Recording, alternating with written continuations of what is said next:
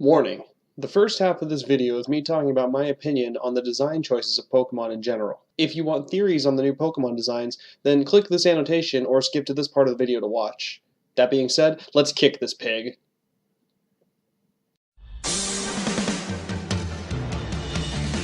I wanna be the very best, like no one ever was. To catch them is my real Holy fuck, there's over 700 of them. Jesus, where is the time gone? I remember back in elementary school how popular Pokemon was, right from the get-go. One day I was watching Pee-wee's Playhouse, showed up at school, and everyone was talking about Pokemon. 20 years later, here we are, still going strong with the impending release of Pokemon Sun and Moon.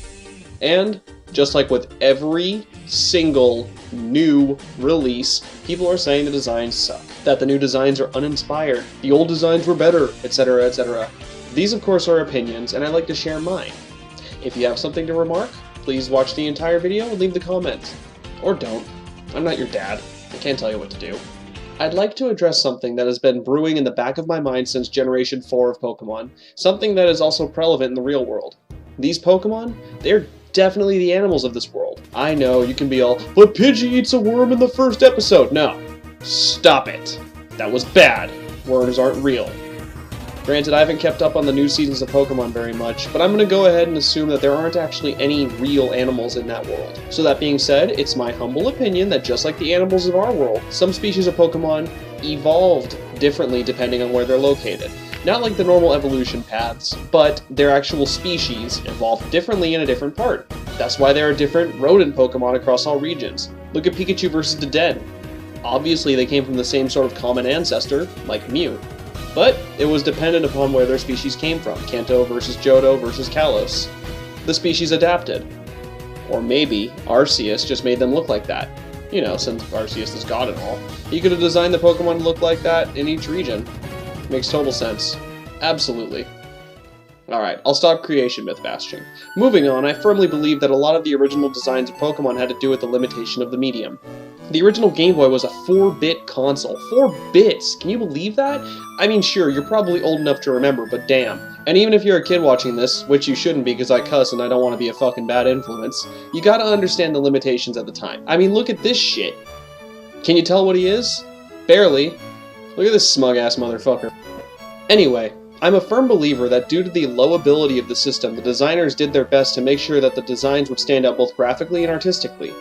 That being said, a lot of the OG Pokemon didn't have the same amounts of insane detail in their designs.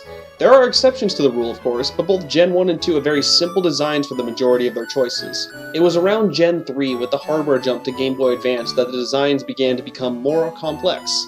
Around this time was when the time I thought myself, these designs are dumb, I'm done with the series. This didn't last very long, because I tried Platinum version, and that game was amazing. But I'm digressing into my own personal story.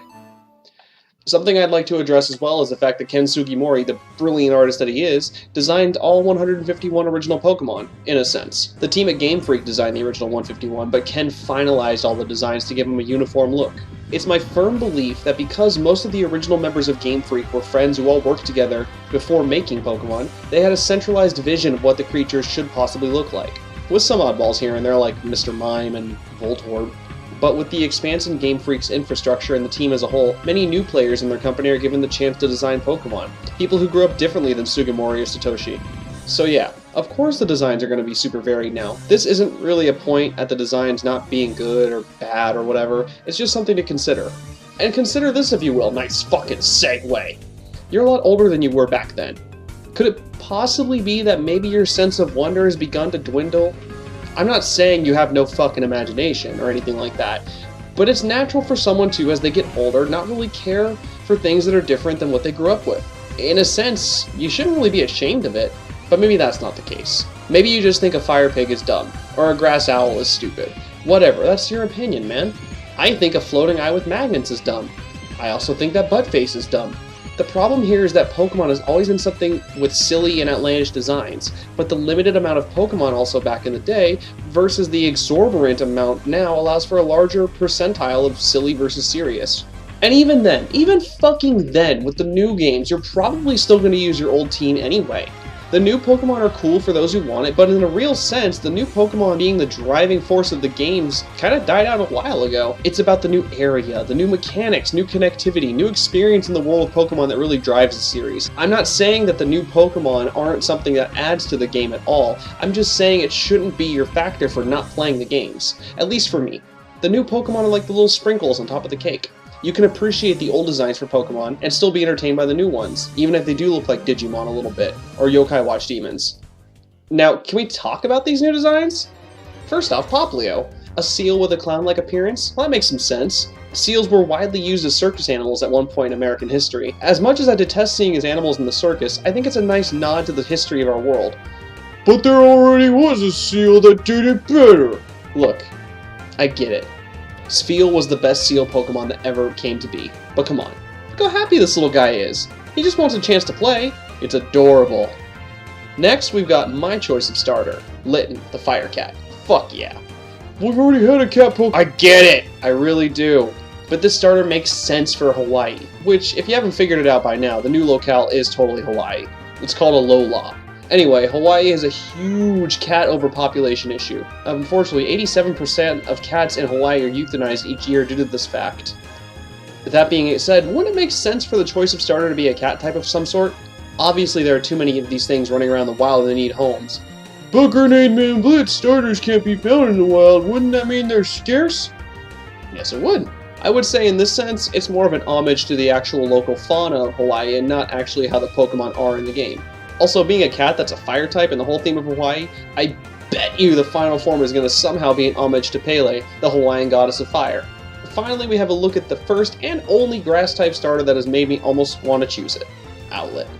Look at this adorable motherfucker. He has a bow tie and is ready to sing about the Muna and the Juna and the Springa. In all seriousness, this adorable bastard is probably going to be based off of the Pueo? A series of owl native to Hawaii. Notice the lack of ears on Owlette, and the fact that Pueo is a short-eared owl. Also, being a grass type may be attributed to the fact that Pueo, his natural habitat is the grasslands of Hawaii.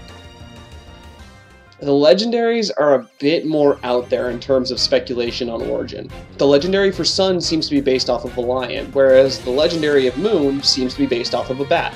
As I'm sure you're aware, there are no lions native to Hawaii, but there are bats. So here's the thing. In Hawaii, there's a huge predominantly Asian culture, mostly Chinese and Korean. It could possibly be that these legendaries are based off of one of those cultures' mythos as opposed to Hawaii because, again, there ain't no lions in Hawaii.